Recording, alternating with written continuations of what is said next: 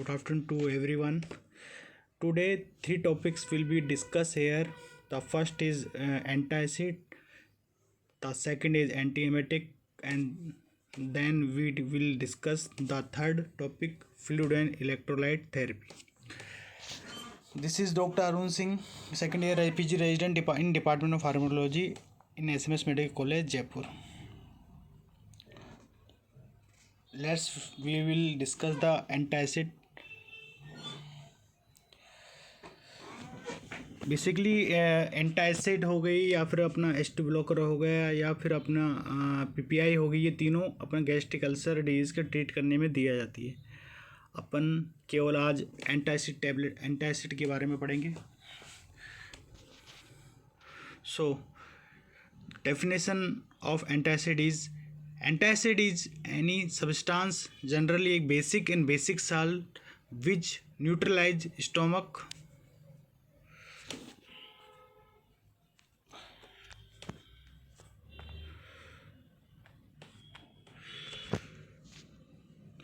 Antacid are weak bases that are used to neutralize excess stomach acid. Most antacid are weak inorganic bases. जो antacid होती है, जैसे अपने guest आपने देखा होगा जब भी बाहर का खाना खाते हैं, स्पाइसी फूड हो गया या फिर कुछ हो गया, अपना एसिडिटी टाइप की हो जाती है, तो उसको न्यूट्रलाइज करने के लिए अपन एंटासिड देते हैं। कॉमन एग्जांपल क्या होता है इसके एंटासिड के? Calcium carbonate, sodium bicarbonate, aluminium hydroxide, magnesium hydroxide. जो magnesium oxide and magnesium hydroxide को अपन मिल्क ऑफ मैग्नीशिया कहते हैं।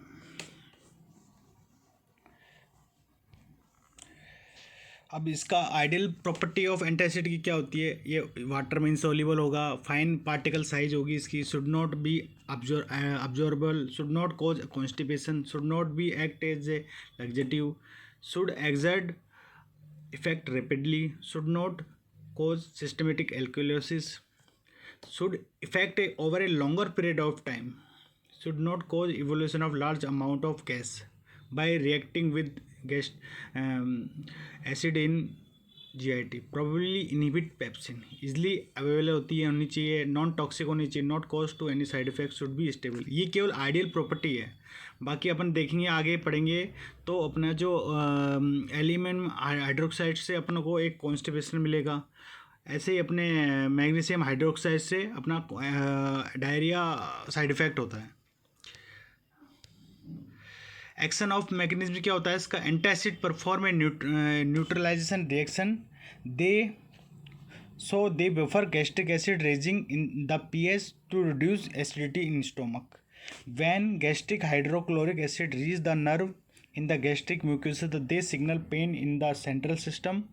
This happen when these nerves are exposed, as in peptic ulcer. The gastric acid may also reach ulcer in esophagus or duodenum. तो most commonly जो अपना ulcer अपन जो gastric ulcer होता है जो अपन पढ़ते हैं उसमें ड्यूडेनल अल्सर ज़्यादा होता है अपना इन कंपेरिजन टू अपना स्टोमक अल्सर से।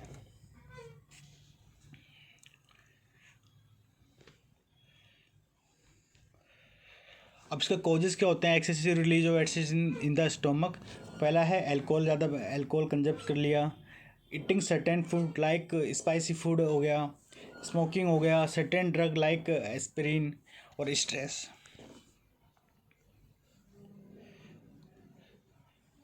इसके अलावा अपन जो जिनकी सिटिंग पोजीशन ज़्यादा होती है तो उसमें भी एसिडिटी ज़्यादा होने की संभावना होती है। Doses form of antacid tablet form में मिलती है, कैप्सूल फॉर्म में मिलता है, पाउडर भी होता है, च्यूबल टैबलेट भी होती है, सस्पेंशन में मिलता है।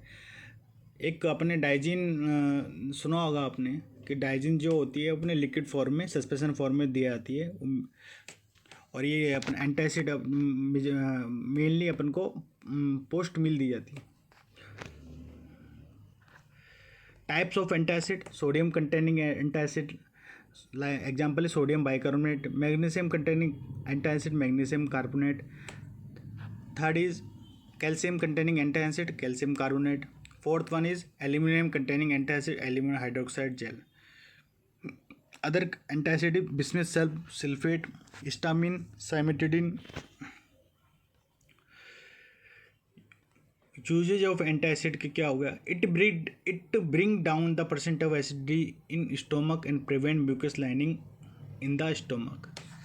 The antacid are available over the counter and are taken by mouth to quick relieve occasional heartburn. The major symptom of gastroesophageal reflux is and indigestion. Treatment with the antacid alone is only symptomatic, only justified for minor system.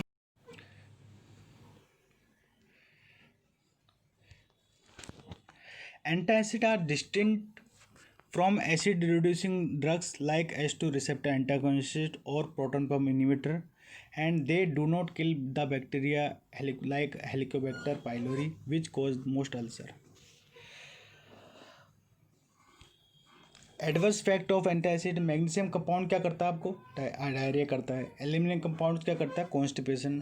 They also may interfere with the absorption of phosphate in the formation of bone, and this is more likely to be true they are taken for a extend period of time. Carbonate में generally carbon dioxide leading to bloating fluctuation. Calcium compounds contained may also be increase the calcium output in the urine, which might be associated the kidney stone.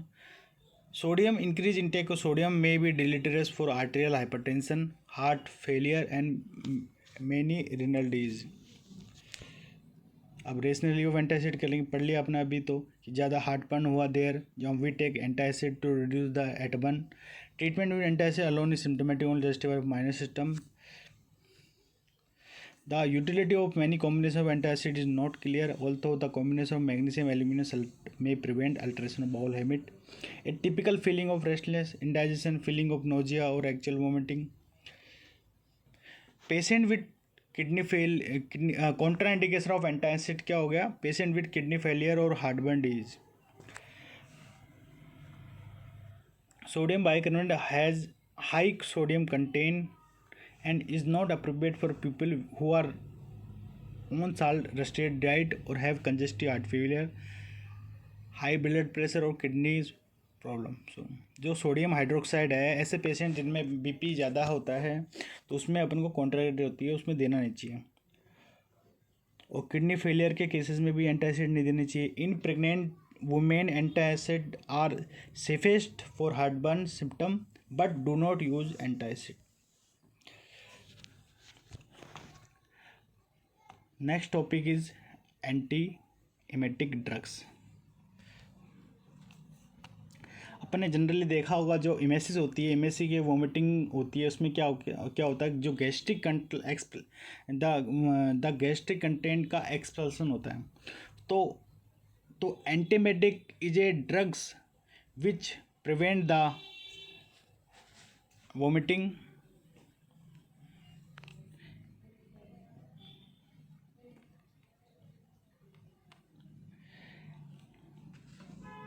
and antiemetic is a drug that effective against vomiting and nausea. Definition क्या होती है, antiemetics are drugs which prevent और control the vomiting and nausea. अब causes of vomiting कैसे होती है, कैसे stimulate होती है कोई अपना सेंटर जिससे अपने वोमिटिंग को अपना वोमिटिंग करने की इच्छा होती है.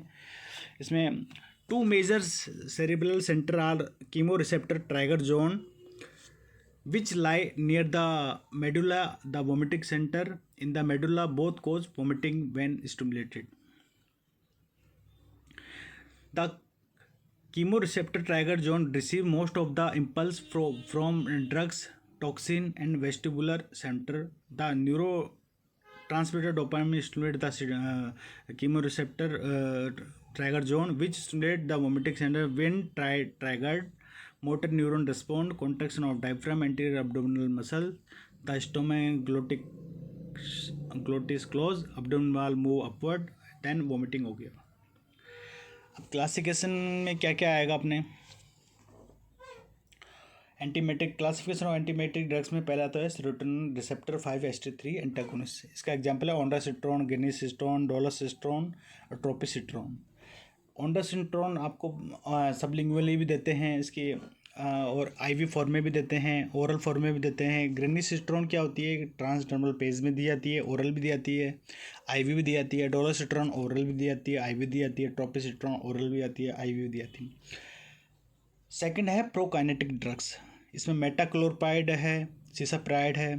Third one is dopamine antagonist, domperidone, olanzapine, phenothiazine, chlorpromazine, haloperidol, droperidol. Fourth है एंटीहिस्टामिनिक, इसमें साइक्लिजिन, डाइफेनाइड्रामिन, मेक्लोजिन, प्रोमेथाजिन, हाइड्रोक्सीजिन है। सिक्स है एंटीकोलिनर्जिक ड्रग, हाइड्रोसिन और डाइसाइक्लोमिजिन। हाइड्रोसिन फिर अपने ट्रांसडर्मल पेस्ट के तौर पे दी जाती है। मोशन सिकनेस में दी जाती है हाइड्रोसिन। जो ऐसे ऐसे ऐसे पर्सन जिनको अपने ड्यूरिंग ट्रैवलिंग वोमिटिंग होती है, उनको हाइड्रोसिन बेस्ट ड्रग होती है, जो कि आधा घंटे पहले दी जाती है। और इसका पैच होता है ट्रांसडर्मल, जो बिहाइंड द ईयर।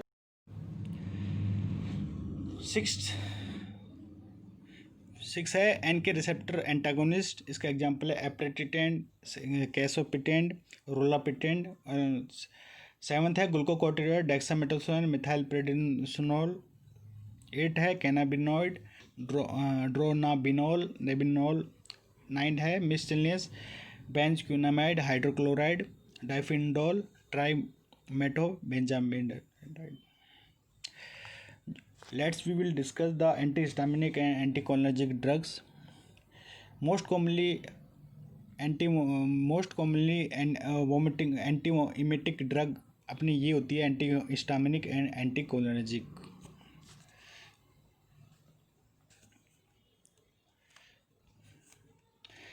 इसका एग्जांपल है हाइड्रोक्सीजिन, जो H1 रिसेप्टर एंटीहिस्टामिनिक होती है, H1 रिसेप्टर पे ब्लॉक करती है। सेकंड है प्रोमेथाजिन। प्रोमेथाजिन का आईवी फॉर्म में भी आती है, ओरल में फॉर्म में आती है। और स्कोलानोपिन या फिर hyoscine is a drug of choice for motion sickness. Cinnarizine antivertigo drug.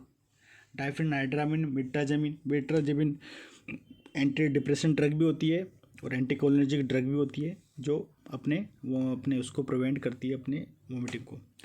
इसका मैकेनिज्म एक्शन क्या होती है, act primarily of the vomiting centre, stimulation of chemoreceptor trigger zone. Adverse effect क्या होता है, drowsiness, dry mouth, blurred vision, pupil dilate, tachycardia, constipation. Do not use in patient of glaucoma due to dilatation of pupils. Second drug कौन सी आती है, dopamine antagonist. इसका typical example अपन को होता है, अपन को याद रखना है अपना डोमपेरिडोन, जो अपनी D2 रिसेप्टर पर एक्ट करता है। मैकेनिज्म एक्शन क्या होता है, block dopamine 2 receptor in the chemoreceptor trigger zone. Adverse effect होता है extra pyramidal symptom, tremor, mask like, rigidity, shuffling gate.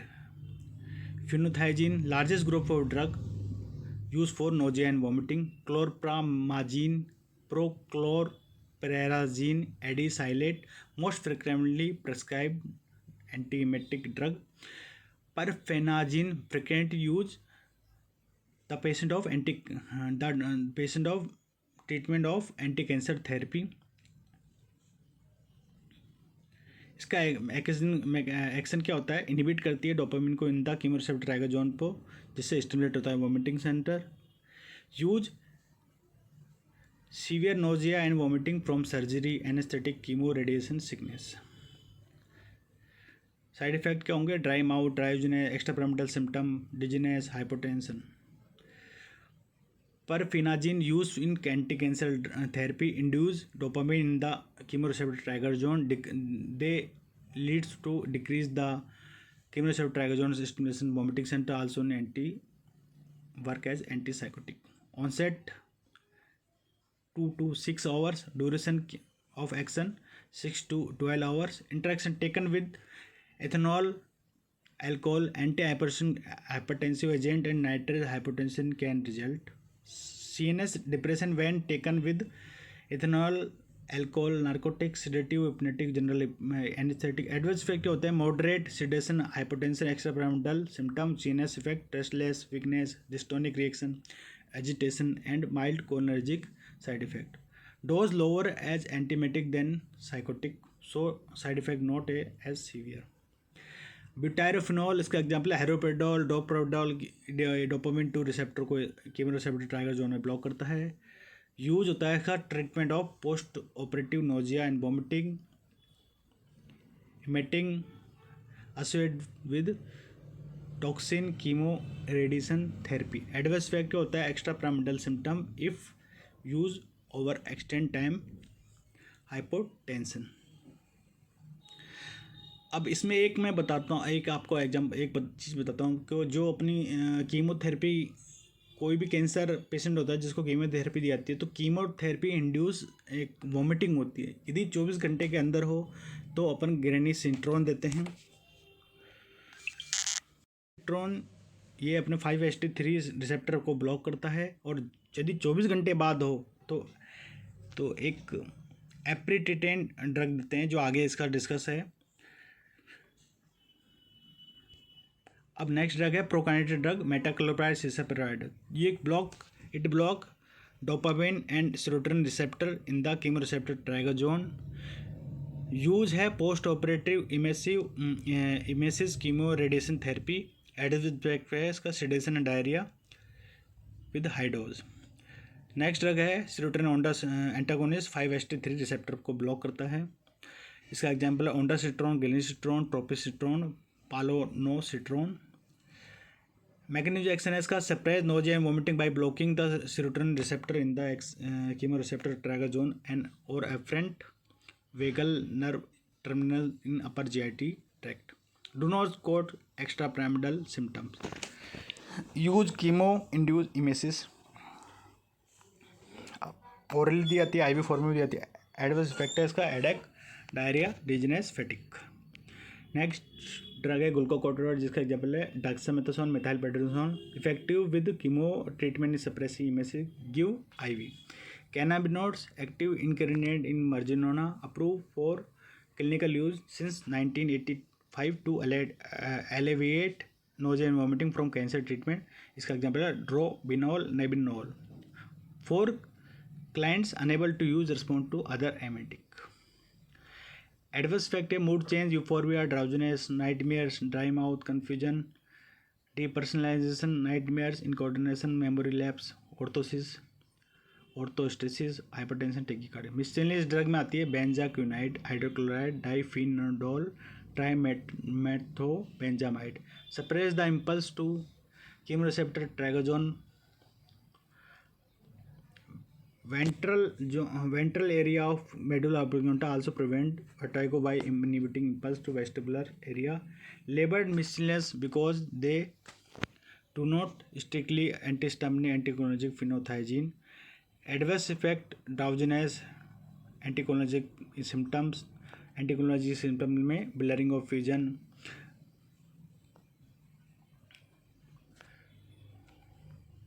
CNS stimulation, extrapyramidal symptom।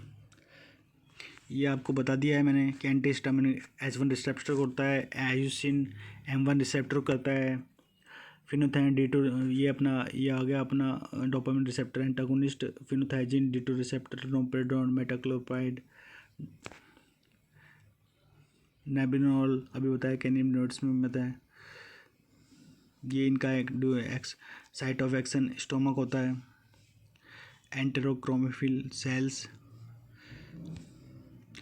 आयोसिन की डोज होती है 200 to 600 सबक्यूटेनियस। इसका ट्रांसडर्मल पेज होता है।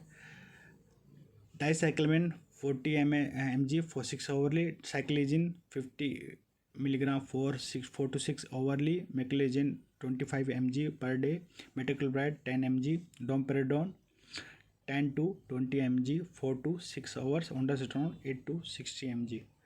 मोस्ट ओंडासिट्रोन की ज़्यादातर डोज तो अपने 10 mg यूज़ करते हैं अपन। डोमपेरेडोन की अपन को 10 mg करते हैं। अब इसका यूजेस आपको बता दिया है, इसको अलग से लिखा गया है। इसमें 5-HT3 antagonist are use nausea, vomiting, acute chemotherapy. Antihistaminics such as diphenhydramine used for motion sickness, morning sickness. Metaclopramide used for gastric emptying in patient of receiving tube feeding. Anticholinergics such as isoleucine, dicyclophosphamide used for travel sickness. Contraindicated diphenhydramine contraindicated in hypertensive patients. Metaclopramide is contraindicated in suspected GIT problem. Use cautious and reduce dose in renal impairment condition. Drug interaction में क्या आती है? Use antihistaminic other CNS depression including opioid and sedative hypnotic drug cause additive CNS depression. Metoclopramide affect GI motility and alter GI absorption of other drug such as salicylate, levodopa, diazepam, lithium tetracycline. The final topic we will discuss the fluid and electrolyte therapy. जो भी अपने hospitalise patient में देखा होगा, RL हो गई, normal saline हो गई, ये जिन केसों में भी दी आती है वो एक इसको इन में ही अपन पढ़ेंगे. अब इन जो मेनली रिक्वायरमेंट की कहाँ पर पड़ती है अपन को, जैसे अपना कोई एक्सीडेंट हो गया उसमें अपन को देना पड़ गया, या कोई बर्न का केस हो गया उसमें देना पड़ गया, या डिहाइड्रेशन हो गया, कोई बच्चा है या अडल्ट है, तो अपन को उसको ट्रीटमेंट मैनेजमेंट के लिए फ्लूइड एंड इलेक्ट्रोलाइट थेरेपी दी जाती है, तो इसको अपन को पढ़ना पड़ेगा. तो मेनली जो अपना बॉडी में वाटर होता है, 2/3 part of total body water in it is situated in intracellular and 1/3 part is situated in extracellular.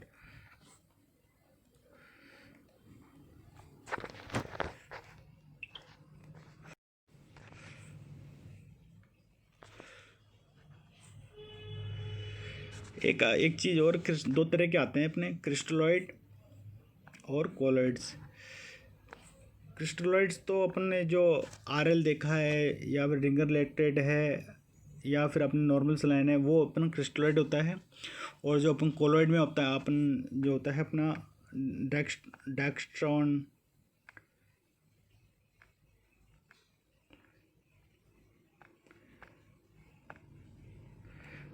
होता है, blood derived albumin, hydroxy ethyl. अब इसमें दोनों में क्या फ़र्क होता है अपने क्रिस्टलॉइड एंड कोलॉइड में? जो कोलॉइड होता है स्मॉलर इन्फ्यूज वॉल्यूम होता है, prolong increase in plasma volume, less cerebral oedema. और जो क्रिस्टलॉइड होता है वो चीपर रेट में होता है, ग्रेटर यूरिनरी फ्लो होता है, replace interstitial flow. Disadvantage of colloid का क्या होता है? ग्रेटर कॉस्ट होती है coagulability dextran like pulmonary oedema, decrease glomerular filtration rate, osmotic diuresis. Disadvantage of crystalloid: transient hemodynamic improvement, peripheral edema, pulmonary edema.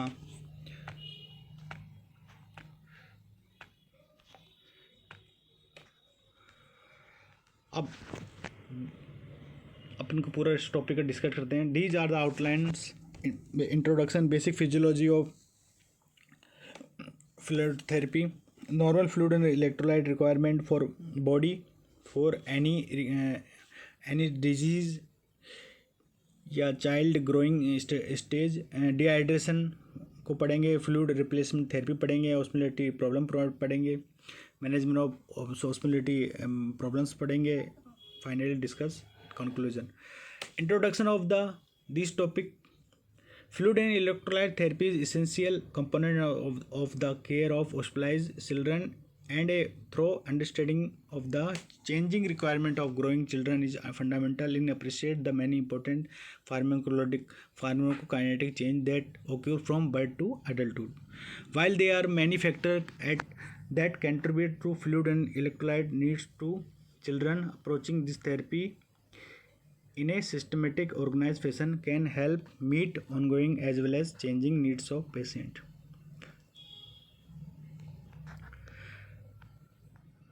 The body is comprised of solids and water. The proportion of water change according to age. The total body water is divided between intracellular fluid and extracellular fluid separated by cell membrane. At birth, higher percentage of water is in the ECF. Unlike the older children and adult, we higher proportion intracellular. Despite having similar osmolality 290 to 320 milliosmol, the electrolyte contained of ECF and ICF are very different. The ECF contain high concentration of sodium bicarbonate chloride with low concentration of potassium, calcium and magnesium.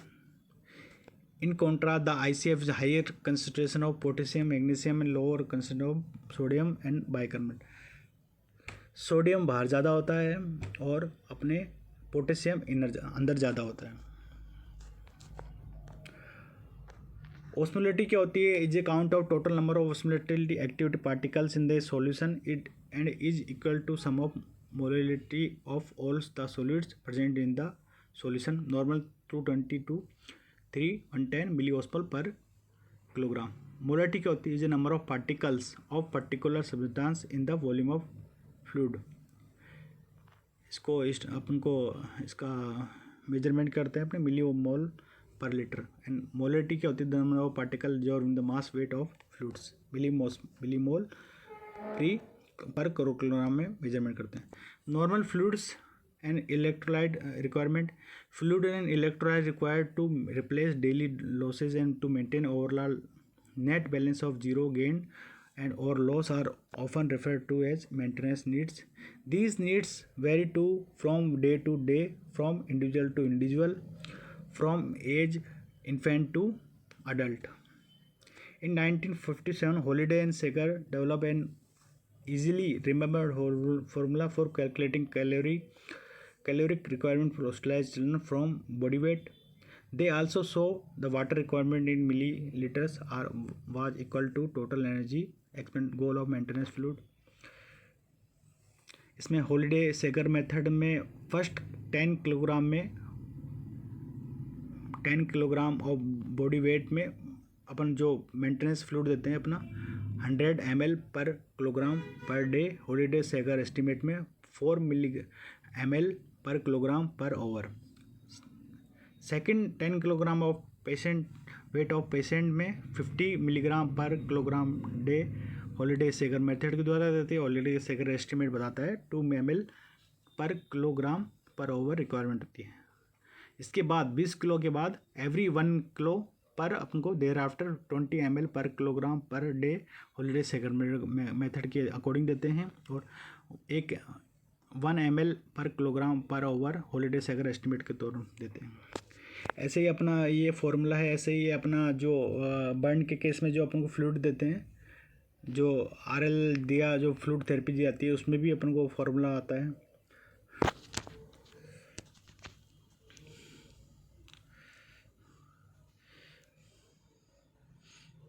ये maintenance dose दी जाती है अपने कितने kilogram के infant बच्चों में कितना होती है, कितनी रिक्वायरमेंट होती है. Daily electrolyte requirement. Estimate for daily electrolyte can be based on metabolic demands or by extension or daily water needs. Sodium 2 3 milliequivalent per 100 ml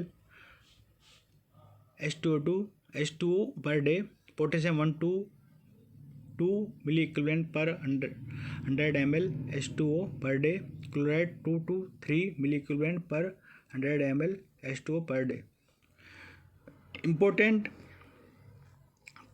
keywords about daily fluids and electrolyte management. Equation for fluid and electrolyte maintenance are based on the series of assumptions include average insensible losses, average energy expenditure and metabolism, average urinary losses, no additional losses from other side normal renal function. Fluid imbalance result when maintenance of the fluid input and output within the body is impaired, or when homeostatic regulatory mechanism of the body begin to malfunction, usually a result of underlying pathology. Fluid imbalance can either be dehydration or overhydration. Burn के case में भी होता है अपने कि fluid imbalance, और अपने stress के केस में भी होता है, डायरिया के केस में होता है। डिहाइड्रेशन पढ़ेंगे। Dehydration is defined excessive loss of body fluid with an accompanying disruption of metabolic process of or state of fluid deficit in the body. It can be either no, some, or severe based on how much of body fluid is lost or not replenished. When dehydration is severe enough, it leads to shock. Dehydration को देखो 3 category में बांटा गया, no, सम, severe. मतलब no में तो क्या, अगर डिहाइड्रेशन नहीं है इसमें तो अपन आगे पढ़ेंगे इसमें क्या क्या सिम्टम होते हैं। इसमें अपन जो अपना ट्रीट करते हैं उसको रिहाइड्रेशन थेरेपी देते हैं। उसमें नॉर्मल अपन जो ORS पाउडर होता है उससे अपने पेशेंट को फ़र्क पड़ जाता है। ORS पाउडर हो गया, घर पे भी अपन बना सकते हैं। और सम डिहाइड्रेशन में अपने इसके सिम्टम आगे पढ़ेंगे। और इसमें क्या होता है, इसमें अपने ORS के साथ ORS भी देते हैं और पेशेंट को फ्लूइड थेरेपी भी देते हैं। सीवियर में रिंगर लैक्टेट देना पड़ता है, हॉस्पिटलाइज करना पड़ता है। Treatment of associated danger hypernatremia should be not correctly. The goal is decrease the serum sodium by below decrease 12 milliequivalent per liquid every 20 hours, a rate of 0.5 milliequivalent per liter per hour. In the child with hypernatremia dehydration, as in any child with dehydration, first priority is restoration of intravascular volume with isotonic volume. अब इसमें revise WHO guideline for the classification dehydration. No dehydration में क्या होता है, well alert होता है patient, आई normal होती है, drinks normally not rush, go back quick less than 1 sec. Skin pinch करने पर क्या होता है, मेन जो अपन को जो डिहाइड्रेशन को अपन मेजरमेंट करते हैं वो स्किन पिंच मेथड के द्वारा करते हैं। सम डिहाइड्रेशन में पेशेंट रेस्टलेस होता है, इरिटेबल होता है, आंखें संकर्ण होती है, थ्रस्टी होती है, drink ईगरली, goes back slowly 1 second after skin pinch. Severe dehydration में पेशेंट लिथार्जिक होता है, अनकॉन्शियस, वेरी संकन होता है और वेरी संकन इसकी आइज होती है, ड्रिंक्स पुअरली और not able to drink, go back very slowly 2 second. Fluid replacement therapy, most important goal of fluid replacement therapy is restoration of an adequate effective circulatory volume, replace fluid deficit in the dehydration. Fluid deficit is calculated for degree of dehydration. Fluid deficit in ml बराबर percentage of dehydration into weight in the measurement of kilogram into 1000 ml. Give intravenous fluid therapy plus minus ongoing loss. Oral rehydration therapy. Oral rehydration with electrolyte solution, safe, efficacious and convenient, can be used a first line therapy in nearly all fluids. Electrolyte aberration accept severe circulatory compromise. WHO rehydration solution has been very successful. Sodium का 90 millimole per liter and glucose का 111 millimole per liter. Oral ORS requirement for diarrhea. In diarrhoea. No dehydration क्या होता है, 30 to 50 ml per kilogram ORS over 44 hours, where this is not available other homemade fluids. Some dehydration 75 ml per kilogram ORS over 44 hours. Reassess after 4 hours. If dehydration persists, repeat above. Severe dehydration for IV dehydration, ringer lactate also called Hartmann solution recommend. If not available, normal saline can be used, given 100 ml per kilogram of fluid as shown below. Less than 12 months of child, give 30 ml per kilogram in 1 hour and 70 ml per kilogram in 5 hours. In above age of 12 months old child, we will give 30 ml per kilogram in 30 minutes and 70 milligram per kilogram in 2.5 hours. Repeat again, your radial pulse is still very weak and not detectable. Intravenous therapy. Absolute indication of IV therapy are limited, clearly indicate in shock, sometime in setting of high ongoing losses, or these children who cannot incomplete dehydration or pee orally. अब जो shock होता है ना, shock भी अपना हाइपोवॉल्यूम होता है ना, उसमें अपन को दी जाती है जो intravenous therapy. Re-establish effective circulatory volume is main goal. When continuing IV fluid consider remaining deficit that needs to be replaced. Ongoing loss volume and electrolyte composition. Daily requirement for water and electrolytes. Clinical condition that can affect use of IV fluid, cardiac, renal disease. Rehydration. The child will dehydration require acute intervention to ensure that there is adequate tissue perfusion. This resuscitation phase require rapid restoration of circulating intravascular volume, treatment of shock with an isotonic solution such as normal saline or triple lactate. The child is given fluid bolus, usually 20 to 30 ml per kilogram of isotonic fluid over 30 minutes to 1 hour. The child with severe may require multiple fluid bolus. Monitoring of fluid therapy. Proper regulation of quantity of fluids. Examine the patient frequently. Weigh the child daily. Monitor fluid input and output, including urine and other output closely. Laboratory measurement, electrolyte, urea, creatinine, HP, PCV, urinalysis.